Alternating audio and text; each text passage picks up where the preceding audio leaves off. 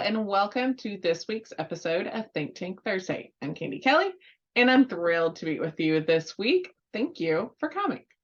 Before we begin, we want to thank our 2023 Think Tank sponsors. We are so appreciative of Simnox, Redemption Plus, Roller, Betson, and Delta Strike. We appreciate their support, which helps us to offer you new episodes every single week. So it's Thursday. Trainertainment likes to take a break from the doing and spend some time thinking on Thursdays. And so this week, we're going to do this with an awesome guest. This week, we have Taylor McLamory. She is a digital marketing enthusiast and the owner of TrustWorks, which is a digital marketing agency that is based out of Atlanta, Georgia. And we're going to talk about the mistakes that we see oftentimes on websites and some easy fixes for those. So grab your pen and paper. Let's jump right in with Taylor. Taylor, welcome to Think Tank Thursday. Thanks for joining us. Hi, thank you for having me. I'm so excited. I know. For those who may not know in our audience, why don't you take a few minutes and briefly introduce yourself and TrustWorks and kind of what you guys do? Yes, so I am Taylor McLamory. I am the new owner of TrustWorks. I'm also the director of marketing. So you're probably going to see me everywhere.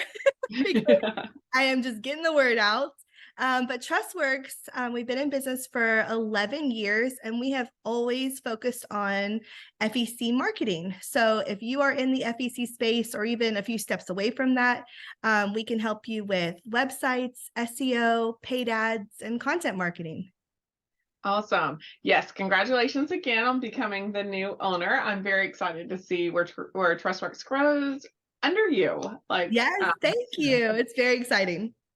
Well, I invited Taylor on because I know for many of us outside of field trips and stuff, summer becomes a little bit of a slower time. And so how do we really utilize that slower time to capitalize on increasing revenues when it does get busy?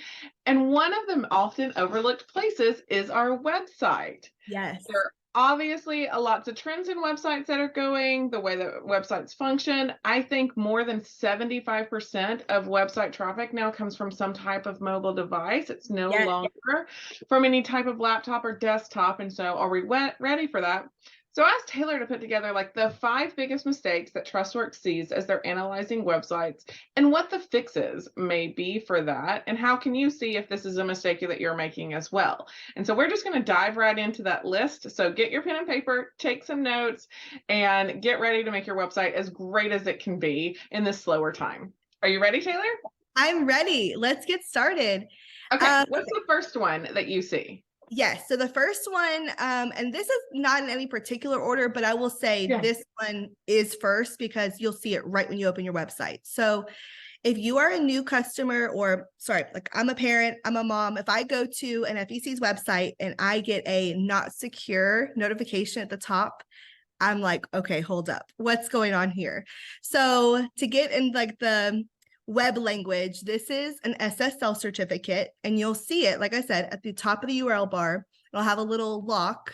If it does not have a lock, or if it's red, you need to talk to your either web developer or web hosting about an SSL certificate.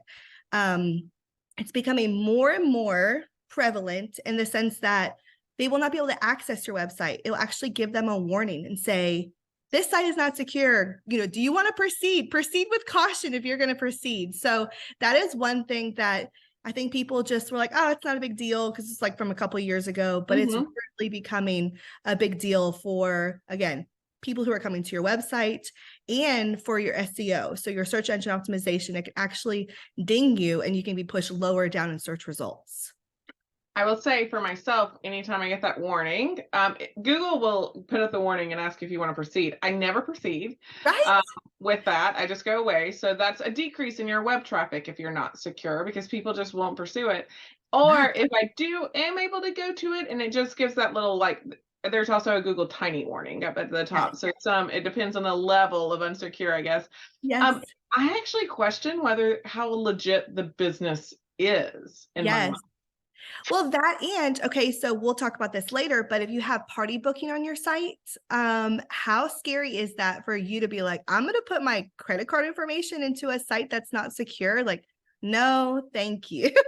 So And even if it goes off of your site to a more secure site, they true. don't know that because all good online booking platforms should make it look like they seamlessly are on your website, that they don't actually leave your website. So that beginning, they're still going to think it's insecure and they're not going to want to do that. You're right. No, I'm going to take it elsewhere. Just to recap, to correct this, if you do have an unsecure, you contact whoever is hosting your website. Correct. That's correct. Okay. And they will be able to issue an SSL certificate or troubleshoot it. You may have one. You were saying earlier about how like sometimes it just gives you that red, not secure, but actually still takes you into the site. So there could be something either on the site or you're linking to that is causing it to say, okay, this is not the most secure site. So your hosting company can help you with that. Okay. So we've got the problem. We've got the solution for that first one. Okay. Where do we want to go next? Let's do flyers. So I know our FEC families love flyers. I love them too. But let me explain. Flyers at this time cannot be read on websites. So if you've got your summer schedule or if you've got a summer event, or like you were just saying, summer camps, field trips, those kinds of things, those are not being able to be read by Google. So you're missing out on a huge opportunity for people to get your summer hours, understand your pricing. If there's a special event like, Parents' Night Out or something, those things are not being they're not being read by Google. So they're not actually being index is the word I was looking for. So let me break this down. So I am a FEC owner. Yes. I've made this beautiful flyer and it's a PDF or something like that. And I am putting it in all the good places for internal signage and dropping it off at the schools and things like that. It's beautiful. But then I go to my website and I say, oh, this space is great. And I upload the PDF just to show the image. Yes. Google is then not reading that. So when a mom, such as you, Taylor, we're going into the summer months and we know summer camps can be a little bit crazy. When we type in summer camps near me, even though you have a summer camp, and that's exactly what that flyer may be about, Google does not see those words on your website, so it won't feed it up. Okay. Correct. And so the fix is it's actually pretty easy. You can still have your flyer there, but put text next to it. Put the dates, put the price, put information. So maybe it's like a toddler time or anything like that. You want to make sure those keywords that someone would be searching for, like you just said, summer camps, are actually on there and not just the header. I'm talking like, tell us a little bit about the summer camp in addition to the flyer, or pull the images that you have from the flyer. Maybe it's like a really fun picture of last year's summer camp. Pull that photo off and put it on that same website. Web page, sorry. This leads to a follow-up question I have, and this may be more complex. And if it is, you tell me and we'll just book another Think Tank in the future. But, okay, we just talked about coming up for certain keywords like summer. I'm going to go with the example we were on with summer camps because that's where my mind has been lately. I've got 2 kids. So how can someone test that they are coming up for certain keywords that are important for them at this time? Okay, so you have to understand where you are searching from. So a lot of people will have a facility or an FEC in a city. Let's just, I'm not going to give an example because people are not local, so they may not know. But let's say you live like 2 cities away from that. So you're on your home computer and you're like, let me see where my facility is showing up for summer camps. No, it's not going to work because what's happening is you are actually, your IP address says you're located in your home address. IP address is like your Wi-Fi, right? So it's going to say, oh, you're here in this location and you're searching for something 2 cities away. So it's not going to show you accurate search results. So there are a couple tools. Some are free, some are paid. My favorite one is actually a Google Chrome extension. It's called GS Locator.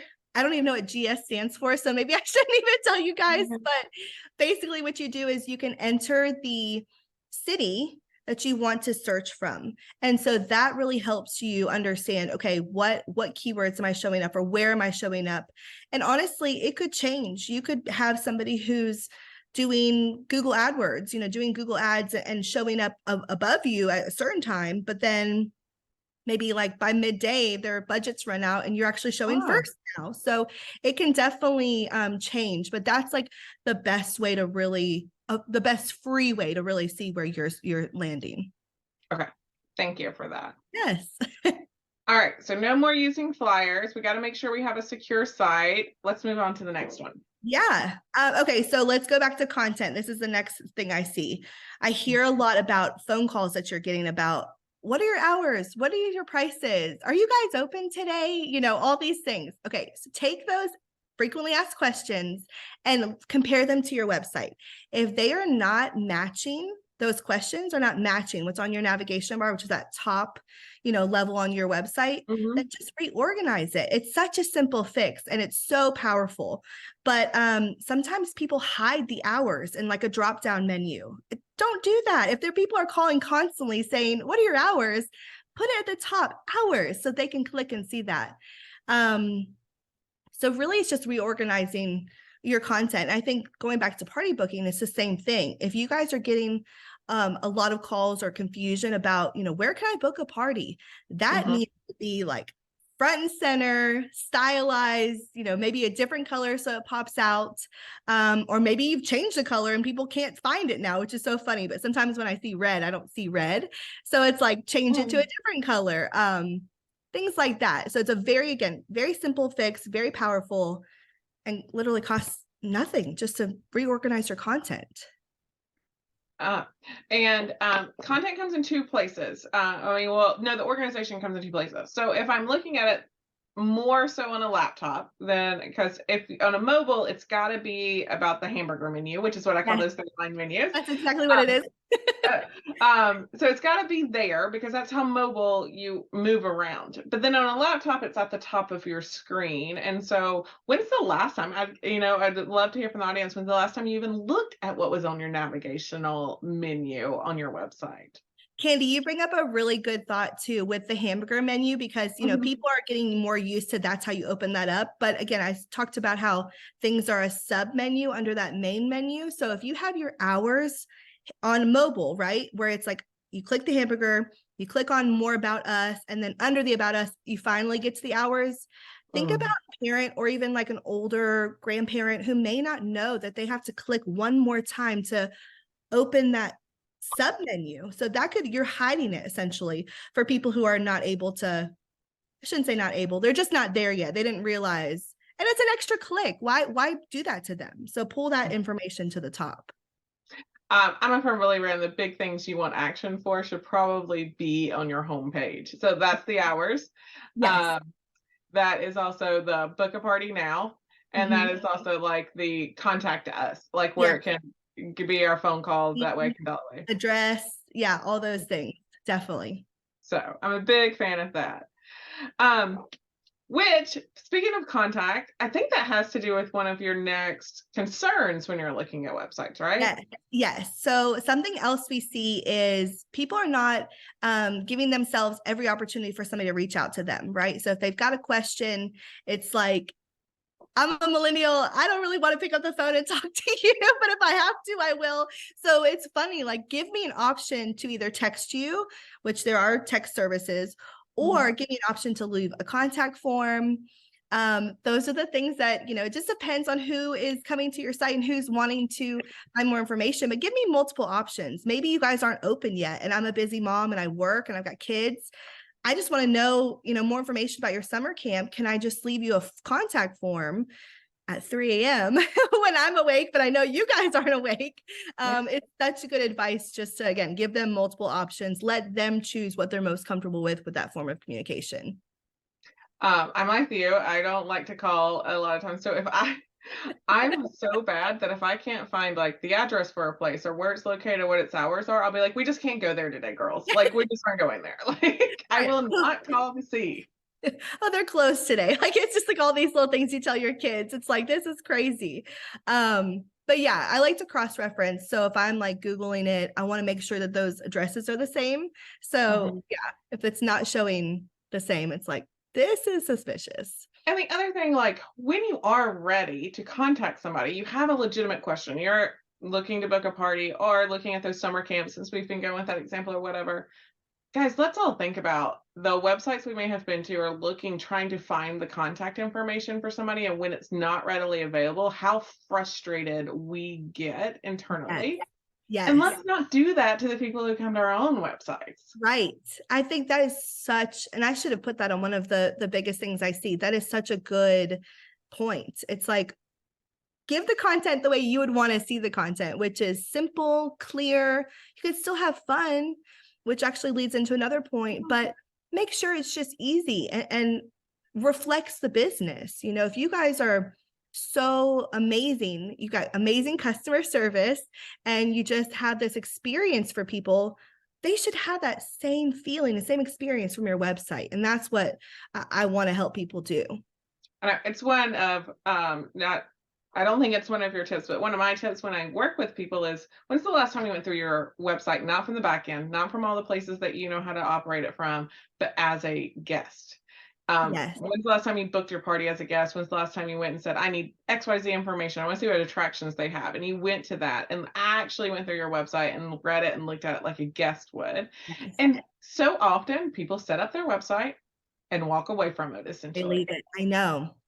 And actually have a friend do it, right? So you're in your business, you're in it every day, you don't really see it, but just pass along to a friend or like another mom and say, I'm just curious on your experience. How many clicks did it take you to get to the party booking? What did you find it confusing? What was your feedback? And source people to give you advice on that. You had something else that I was gonna say, but I can't remember. If it comes back to you, just it'll come back. Don't worry, we're good. All right, next issue that you see with websites. Yes, so stock photos. I know we love stock photos, you guys, but no, it's the time has passed. People have come to the point that they just don't want to see stock photos anymore. And it's almost the thing where, like, I don't know how to explain this, but we almost have like our eyes and ears open. We're like, ha, you're trying to fool me with a stock photo. And it's like, that's not your actual facility. And that's not your pizza that I'm seeing. You know what I mean? It's like, this is, so my point was, let's just stop using stock photos where we can. If it's like a textured background, that's a different story, but actual pictures of your facility will go way further than anything else. And that's what people want to see. Again, I can say this from experience. I'm a mom. I want to see, like, what do the attractions look like? It doesn't look like something my kids would enjoy. Does it look like something that I would feel comfortable bringing my kids to? These are all things you need to be thinking of when you think of your photos. And again, like with the food, I know I joke, but it's like, my kids only eat certain kind of chicken tenders. I want to see the pictures of the chicken tenders, you know? So maybe not on your website, but on your menu. Like, let's see what these chicken tenders look like. It's just a process. And I'm all for real photos. And I think that some people get scared about the photos or like the level of professionalism.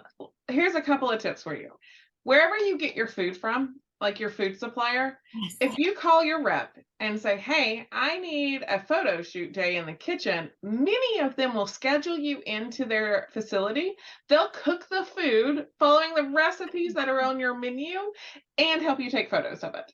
I did not know this. That is such a good tip. Oh my goodness. Yeah. I love it.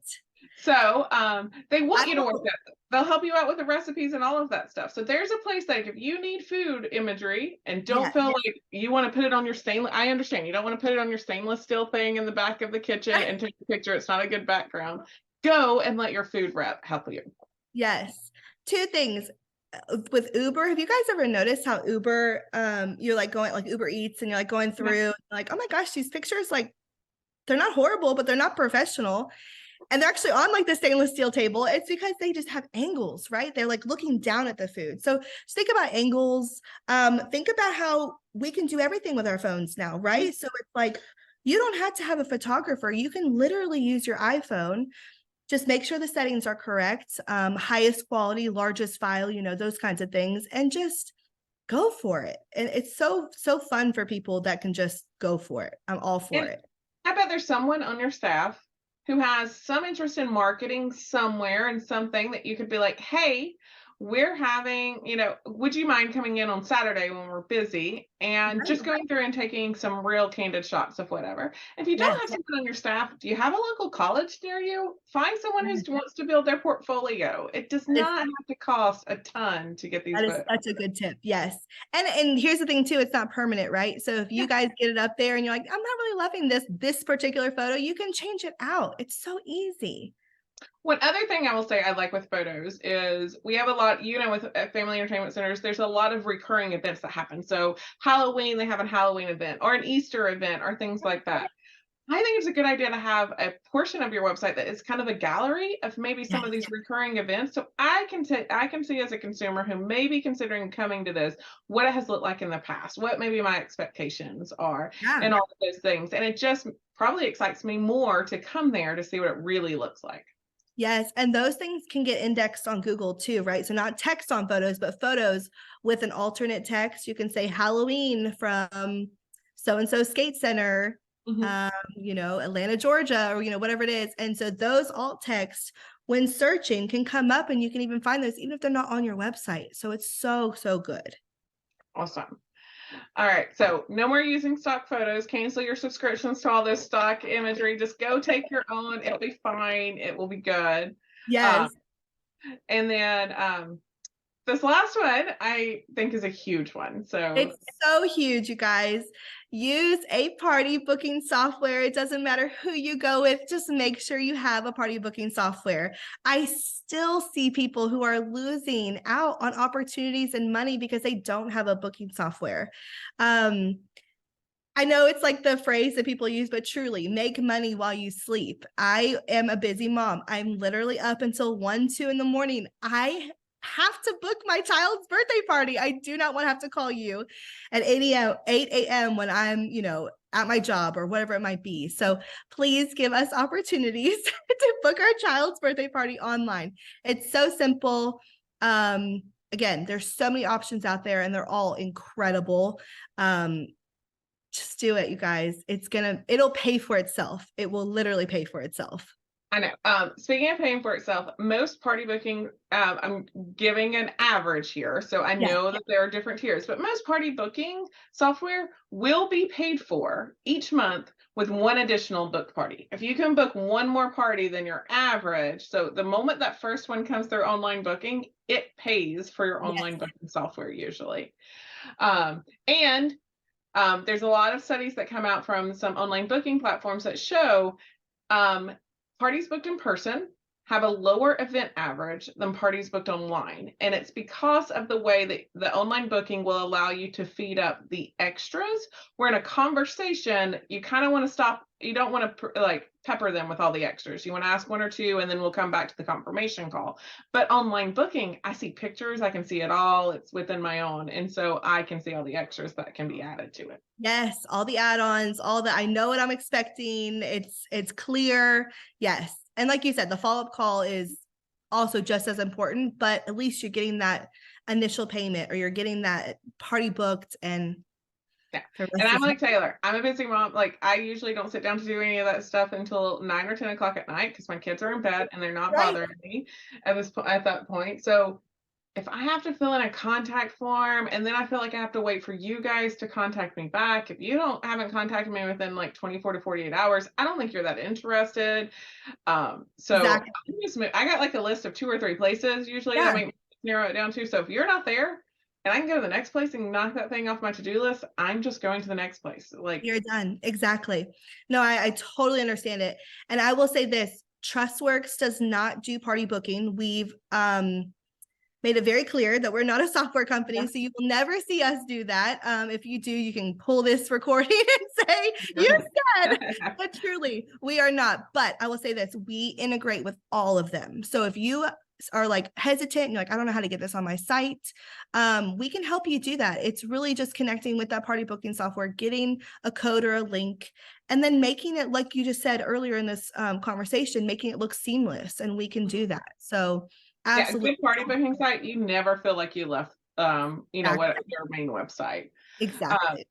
But just like we talked about with the website, if your online booking, if you have not gone through that as a guest in a while, do that. Or if you go decide now's the time you're gonna get online booking, you go and set it up. You think you've done everything on the back end, you have to test it on the front end as a guest all the time. So make sure you're doing that. Absolutely. Because there are some things there, like access is a big thing. Like I don't make them create a password to just have to build their package, get the transaction, and then go with that. So there's a lot of tips there, and any of the ones that provide those platforms should be able to tell you like the top 10 tips of how to make sure it's seamless. Exactly. Yeah, they're the experts there, and I let them. That's one of the reasons why I'm like, we're not doing this. We're not the experts in the area, but we can be experts on adding it to your site and making it look amazing. So awesome. All right, we're gonna give a bonus one here, and there's no real easy fix for this one though, guys.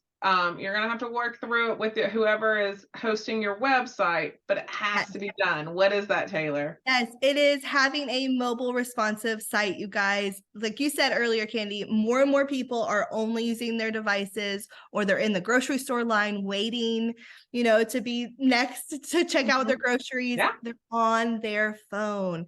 People are driving on their phone. It's horrible. It's horrible. It's horrible. But it's so crucial, you guys. If your site is not mobile friendly or mobile responsive, there is a difference between the two.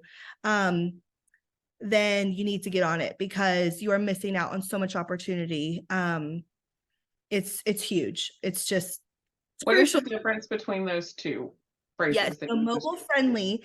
I don't recommend. It's just like a scaled down version essentially of your site, and you're still having to kind of like zoom and unzoom and scroll around. Mobile responsive is truly like the hamburger menu. It actually responds to the screen size. So you could even be on your desktop and you can slide your browser and watch all the content get put into like a responsive form. So mobile friendly is fine, but mobile responsive is more what we want to see, because again, we don't want to be scrolling and pinching and like trying to see what is that, we want it to just conform to whatever, because I could be on my iPad, and I want to have that same experience. So I have a follow-up question with that. Since so many things are going mobile, do you have some like do not use colors? And this comes up because the other day I was on a website and their background was like black, but on my phone in the sun, I was actually at the soccer, I could not really see what was on it. So we could do an entire think tank just on this, because the ADA compliant and like screen readers and even SEO, not the latest, maybe like a year ago, the Google Core update came out with all these things talking about contrast. So even though it's black with white text to it, like black background, white text, that's still actually not recommended, because people with screen readers, they cannot see it. They actually invert it, right? So the white text actually gets washed out because the black turns to white. So you really want to make sure. And again, I remember when this core update came out, we had a couple clients with like some lime green and like not bad colors. We love those colors, right? But we actually darkened that lime green a little bit, and we made the text, I think it was like gray or white. We actually made it a little bit darker so that they would comply to those new ADA compliance things. And so yes, that is huge. And I mentioned the red button, but that is another thing, like just psychology in general. I don't know if you ever remember being a kid and your teacher would write like the most important stuff with the red expo marker. And I cannot see that. I don't know what it is with my eyes. I just couldn't see it. So thinking about those things as you build your website as well is just very important. So yes, we should do a think take on that though, because it's a game changer. Yeah, I would imagine there's many people who are watching who didn't realize there was an ADA compliancy option, with what your website looks like. So yeah, I'm gonna write that note down. Well, Taylor, it's been great to have all of these. Like, I love think tanks like this. It's quick. These are things you should look for. If you see that you're doing them incorrectly, here are some quick fixes for you. So just to recap what you guys are going to go look for. You want to make sure you have a secure site. You are going to make sure you don't have any flyers on your website. If you do, just extract the photos, put photos and text instead of flyers. We're going to look at how our content's organized in our navigational menus. Can I get to the most important stuff, hours, address, booking a party, those types of things real quickly. We're going to give people multiple ways to contact us. If you have a text, a chat bot, that's great. If you have a text, but phone number, contact form, FAQ, all of those things, make sure that they can contact you. Take away all your stock photos. This one may hurt for a few of you out there. So take your stock photos down. It's time. Photos. It's time. And then if you don't have a party booking software, go get one now. Yes. Make money while you sleep. Yes. Awesome. Well, again, thank you for your time. Everyone who comes on Think Tank Thursday, we ask them a signature question. It's our go-to question. So are you ready for it? Yes, I'm ready. Okay. What do you do on a consistent basis to grow yourself? I love this question because it's like the hardest question. When you're in marketing, you have to keep your ear to the ground. And so I am constantly trying to stay young by watching like TikToks and staying active myself on social media, reading articles, which sometimes are even dated because by the time they've written that article, it's like, on to the next thing. But I think the biggest thing is just not being afraid to experiment, right? So maybe there's something that you, like for me at least, it's like, I don't know, this may be a little bit crazy, but let's try it. And I think putting that in the space that you are, so I'm in marketing. So it's like, how can we take this amazing experience that I had on whatever it was, right? Maybe it was an Uber Eats or a Chick-fil-A or, I don't even know. And how can I translate that into marketing and how it can really help my clients? And so that's what I do. I think that's what like really sets good marketing people apart, because they're always looking like, let's keep our ear to the ground and let's see what is the next thing. Should we jump on that? And if not, how can we kind of pivot to, really make it applicable to us? Because that's really, really like, it's so hard in marketing. That question is so hard for us. But yes, and you have kids, right? And they're like, Mom, duh, dab. And I'm like, dab? What does that even mean? Like, you're 7. What is happening right now? My daughter, my oldest is 11. And so she'll like come up with these terms. And so my new favorite thing to do with her is to be like she comes up with a term. I'm like, oh, we used to just say that's hot. Yeah. And like with whatever. And then like, she'll be like, he has Riz. And I'm like, oh, so he's got game. Oh yeah. And like, so I'm like taking her terms and putting them back to my terms when I grow up, and she's just so I can like be like, oh, we had phrases for that. You're just using different ones. I don't know if you guys have seen this, and I think we have just a little more time for me to explain this story, but like people are like, oh, Gen Z, they're going to totally disrupt like the market. Like, here's the example. I asked one of them, my intern, to go get 50 sheets of paper, and they brought them back warm. And they're like, why is this paper warm? And she was like, well, I didn't feel like counting it. So I just printed 50 blank sheets of paper. And it's like, what is that? Like, I cannot believe. Yeah. So it was quicker for her to do that than to count, probably. Like, take that example, and I'm going to relate it back to what we just talked about today. Like, what can we do? What are we like doing too much of? That's like, simplify it, like get smart.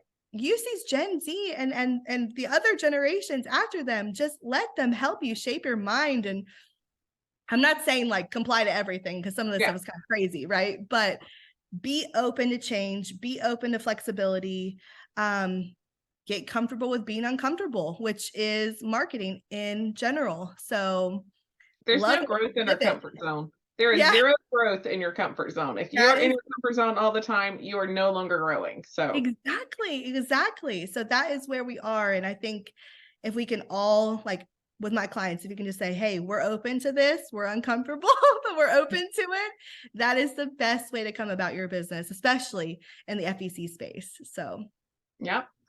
Well, again, thank you for your time. Where can people find you if they want to learn more about you or about TrustWorks, about the services you guys offer, all of that good stuff? Yeah. TrustWorks.com. I'm on everything as Taylor McGlam. So my name is a little bit long. So just MCGLAM, Taylor McGlam. So that's Twitter, Instagram. What else is there? TikTok, but you won't see me. I'm just one of those ghost likers on TikTok. You won't see my TikTok. You're using TikTok for research purposes. Correct.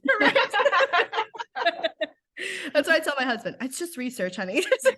Yes. An hour later. All right. Well, we'll also put all of that up and the bottom of the screen when you guys see it. So, well, thank you again for taking the time, and I hope to have you on another episode in the future. Yes, Candy, thank you so much. I so appreciate you and your team. You guys are doing incredible work. So thank you so much for having me. Thanks. Bye. Again, I want to say thank you to Taylor for her time today. I love it when people come and offer their expertise to all of you guys to help you be more successful in your own business. So I hope you are scheduling and time blocking some time on your calendar so that you can go take some looks at your website to see if you have any of these issues going on and put an action plan in place to fix those. Thank you for taking the time to join us. Thank you to my 2023 digital sponsors. If you have a Think Tank idea, if you want to be a guest on Think Tank, or if you'd like to sponsor one of the Think Tank episodes, please contact me at candy@trainertainment.net. We'll happily talk about what your ideas are, get you scheduled. It's super fun and easy, I promise. And then also just be sure to check out where you can connect with us in real life. All of our upcoming events and appearances can be found at trainertainment.net under our events tab. So thank you all. Have an awesome Thursday, and I'll catch you on the next episode.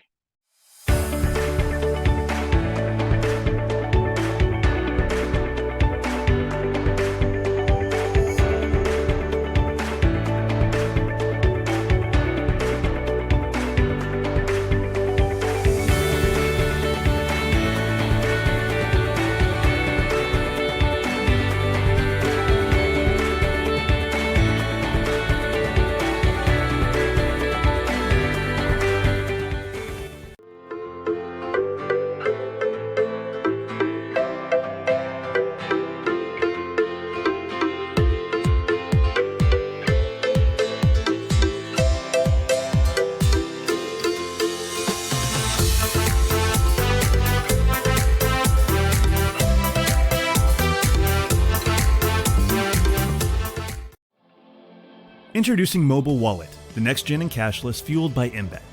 Your virtual game card is added to the mobile wallet with no app download required. Just scan the QR code, then create your account in the mobile portal. Guests can do a quick reload of their game cards anytime, anywhere without leaving the game. They can also skip the kiosk and cashier lines, and there's no need for a balance check machine. With advanced security and encrypted tech, Embed's mobile wallet is the only FEC business solution compliant and approved by both Google and Apple.